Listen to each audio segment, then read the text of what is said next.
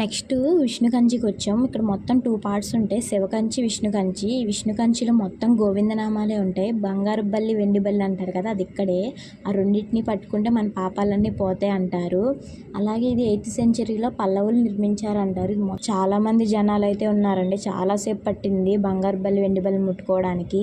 దీన్ని 100 పిల్లర్ మండపం అంటారు. చాలా బాగున్నాయండి ఈ శిల్పాలు అయితే, గ్రానైట్ తో మంచిగా చెక్కారు. 16వ శతాబ్దంలో మొఘళ్ళు దేవాలయాల మీద సంపద దోచుకున్నారు కదా, ఆ టైంలో స్వామివారిని వెనకాలన్న కోనేరులో ఒక పెట్టెలో పెట్టి వేసేసారంటండి. అది ఎంత వెతికినా తర్వాత కనబడలా. నీరంతా ఇంకిపోయాక బయటపడింది విగ్రహం. ఇది 40 సంవత్సరాలకు ఒకసారి తీసి 48 రోజులు విశేష పూజలు చేస్తారంట. అదే ఈ కోనేరు. లాస్ట్గా జూన్ 19, 2019లో చేశారు. ఇదిగోండా స్వామివారు ఇలా ఉంటారు. అలాగే బంగారు బల్లి, వెండి బల్లితో పాటు సూర్యచంద్రులు కూడా ఉంటారు. చూసి ముట్టుకోండి. మనం ఇక్కడ వెస్ట్ గోపురం నుంచి